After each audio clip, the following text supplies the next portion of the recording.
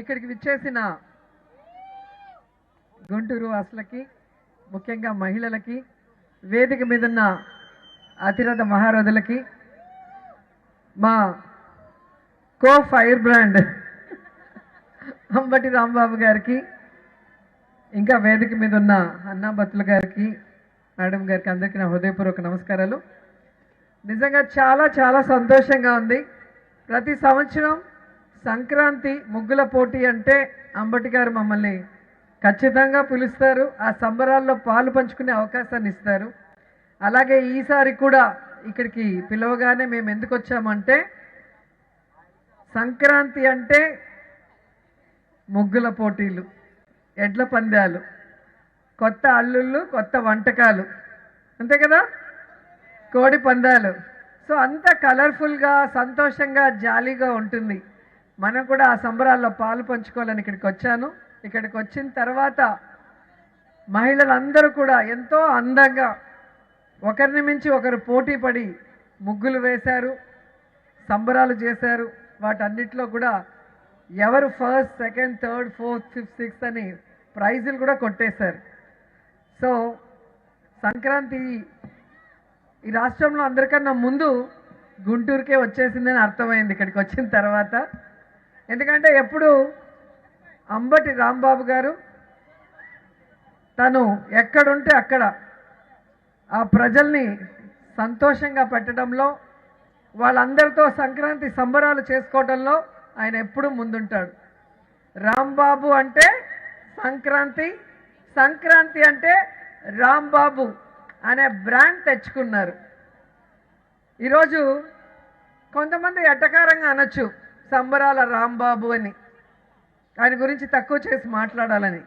కానీ అలాంటి వాళ్ళు కూడా ఈరోజు ఆయన్ని ఫాలో చేస్తూ ఆయనలాగే సంక్రాంతి సంబరాల్లో డాన్స్ చేసేలా తయారు చేశాడు అంటే దట్ ఈస్ రాంబాబు గారు. అది బ్రాండ్ అంటే. ఈరోజు ఆయనలాగే డాన్స్ వేస్తూ సంక్రాంతి సంబరాల్లో ఆయనను ఎక్కిరించిన పవన్ కళ్యాణ్ గారు ఎలా చేశారో మనం చూసాం. ఎందుకంటే అనటం చాలా ఈజీ, కానీ ఆ డాన్స్ ఎందుకు చేస్తాం? మనలో సంతోషం ఎక్కువైనప్పుడు డాన్స్ కూడా ఒక ఫార్మ్ ఆఫ్ హ్యాపీనెస్. కొందరు పాడి సంతోషాన్ని వ్యక్తపరుస్తారు, కొందరు డాన్స్ చేసి వ్యక్తపరుస్తారు. సో అలా ఆయన డాన్స్ చేసినప్పుడు మేము చెయ్యం, ఎందుకంటే ఆయనతో పోటీ పడలేం కాబట్టి. ముందే చెప్తారు, నాతో పోటీ పడి ఓడిపోతారు, ఎందుకండి నేను చేస్తాను మీరు చేయొద్దండి అంటారు. ఓకే సార్, సంక్రాంతి మాత్రం మీకే, ఎన్ని డాన్సులు కావాలన్నా వేయండి, మేమైతే కాంపిటీషన్కి రామని చెప్తాం.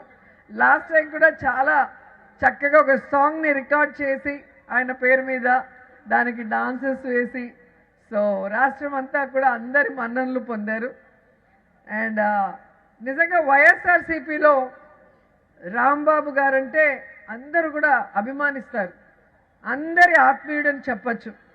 ఎందుకంటే ఆయన జగన్ గారి కోసం నిలబడతాడు, జగన్ గారి కోసం ఎవరితో అయినా కలబడతాడు. ఎలా అయితే అందరినీ నవ్విస్తారో, జగన్ గురించి ఎవరైనా తప్పుగా మాట్లాడితే మాటలతో వాళ్ళ తాట కూడా తీస్తాడు. అవునా కాదా? సో రాంబాబు గారు, జగన్ గారు పార్టీ పెట్టక ముందు నుంచి, ఆయన కాంగ్రెస్ నుంచి బయటకు వచ్చినప్పటి నుంచి జగన్ గారి వెనకే నడిచినారు. ఈ రోజుటి వరకు ఎవరు ఎన్ని మాట్లాడినా కూడా జగనన్నకి సైనికుడిగా, వైఎస్ఆర్ గారికి భక్తుడిగా ఆయన పార్టీని నిరంతరం పటిష్టపరిచే విధంగా పనిచేసుకుంటూ వెళ్ళటం మనం అందరం కూడా చూస్తున్నాం. గెలుపోవటంలో సహజం, ప్రతిసారి గెలవటానికి మనం ఏం దేవుళ్ళు కాదు. ఎందుకంటే ప్రజలకి ఆశలు మారుతాయి, ఆకాంక్షలు మారుతాయి. ఒక్కొక్కసారి జాలితో కూడా కొంతమందికి అవకాశం ఇవ్వాలని ఇచ్చుంటారు. కానీ ఈరోజు మీకు తెలిసి ఉంటుంది, జగన్ గారిని వదులుకున్నందుకు, వైఎస్ఆర్సీపీ ఎమ్మెల్యేలను వదులుకున్నందుకు ఎన్ని కష్టాలు పడుతున్నాము అని. ఈరోజు గ్రామాల్లోకి వెళ్తే సంక్రాంతి సంబరాలు చేసుకునే పరిస్థితి లేదు. ఎందుకంటే ప్రజలకి జగనన్న ఇచ్చే సంక్షేమ పథకాల్ని ఇవ్వటం లేదు. అవి ఇస్తాము, అవి కాకుండా మేము కూడా సూపర్ 6 ఇస్తాము, ఇంకా 143 మేనిఫెస్టోలో పెట్టి చెప్పినవి ఏవి కూడా ఇవ్వకుండా ఎలా మోసం చేశారో మీ అందరికి కూడా తెలుసు.